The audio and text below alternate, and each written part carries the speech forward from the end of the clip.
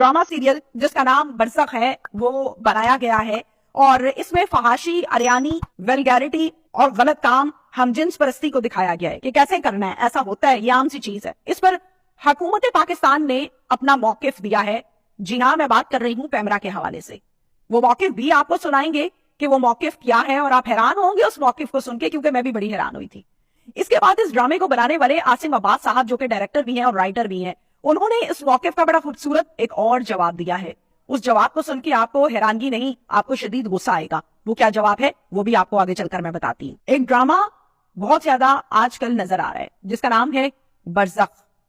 अब बरसख के हकीकी मायने क्या है, पहले तो हम इस पर मुख्तसर अल्फाज में बात कर लेते हैं। वैसे तो ये एक ऐसा टॉपिक है जिस पर कई डिबेट्स हो सकती हैं, बहुत टाइम गुजर सकता है, लेकिन बरसख का जो लफ्जी मायने है, जो मतलब है इसका, वो ये है कि जब इंसान को मौत आती है तो मौत आने के बाद उसका कफन दफन करके उसको दफना दिया जाता है, कब्र में उतार दिया जाता है। अब उस टाइम से लेके कयामत आने तक का जो वक्त है, उस वक्त को कहा जाता है बरसख, यानी आलमे बरसख, जहां पर हमारी रूहें, मर्द हैं या औरतें हैं या बच्चे हैं, उनकी रूहें जहां इकट्ठी होंगी उसे कहा जाता है आलमे बरसख।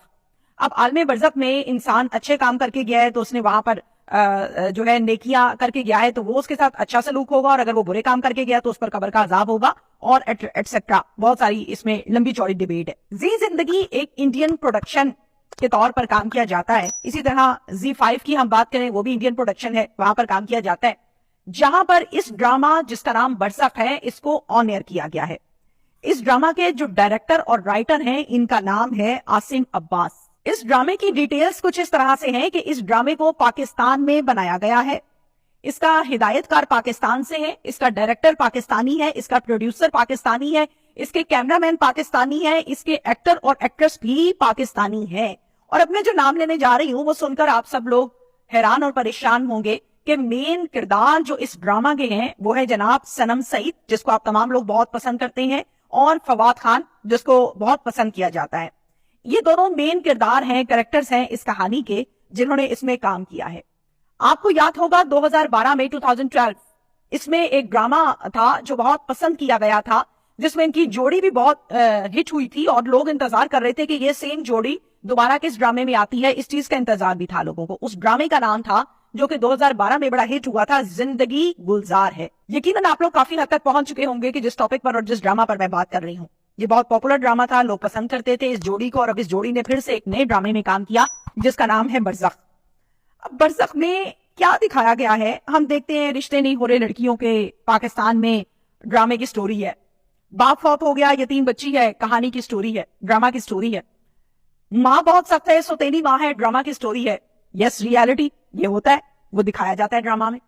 लेकिन यहाँ पे क्या दिखाया गया है, इंतहाई अफसोस के साथ, पहले माजरत कर लूं अपने तमाम मोअज़्ज़िज़ बाप, भाई, माए, बेटे जो इस टाइम मेरे इस व्लॉग को देख रहे हैं, पहले माजरत कर लेती हूँ, क्योंकि आगे जो बकवास है ना इस ड्रामे में, मैंने वो बयान करनी है। वो बकवास ये है कि इस ड्रामे में दिखाया गया है कि हमजिन्स परस्ती क्या होती है, मर्द मर्द के साथ क्या करता है, औरत औरत के साथ क्या करती है, वल्गैरिटी प्रमोट की गई है। फहाशी का एंड क्या होता है ये दिखाया गया है, और अरियानी किसे कहते हैं ये डिटेल से समझाया गया है। इस ड्रामे का कंटेंट ये है।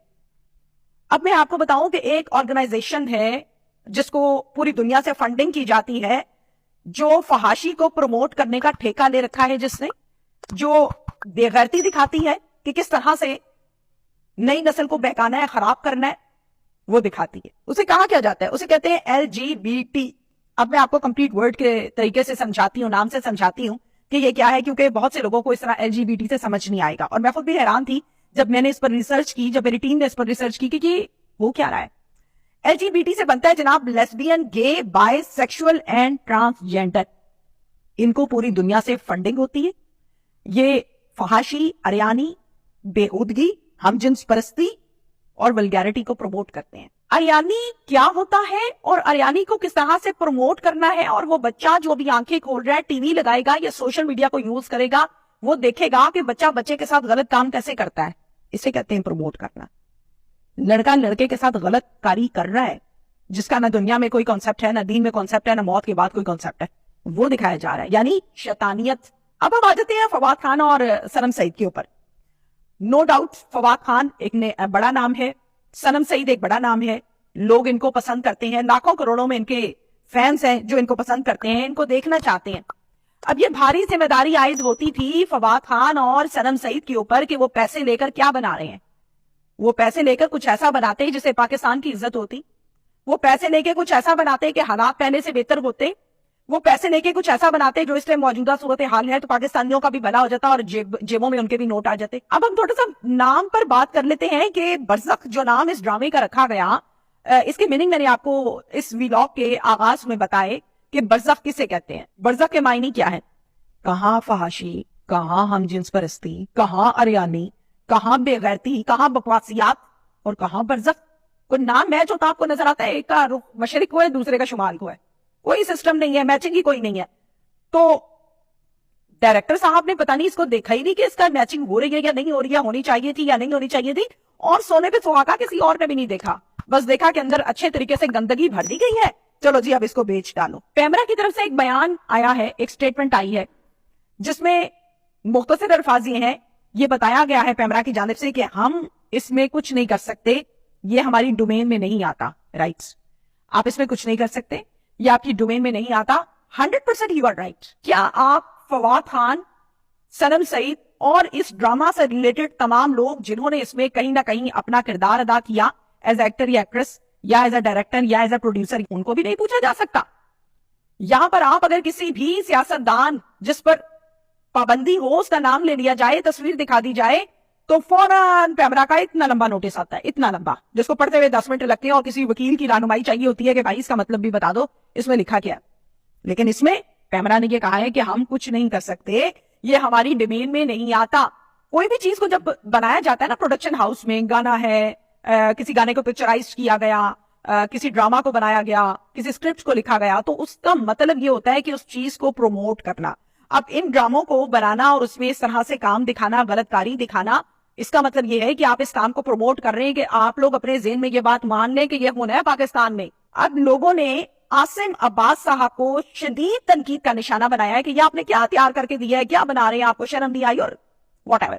ہر ایک نے اپنی اپنی ذہنیت کے مطابق عاصم عباس پر شدید تنقید کی, اور تنقید ہونی بھی چاہیے تھی. عاصم صاحب نے اس تنقید کو سننے کے بعد اس کا جواب کچھ اس طرح سے دیا ہے, جس کو میرا ڈرامہ دیکھنا ہے وہ دیکھے, جس کو میرا ڈرامہ نہیں دیکھنا وہ نہ دیکھے, میں تو ایسے ہی کروں گا.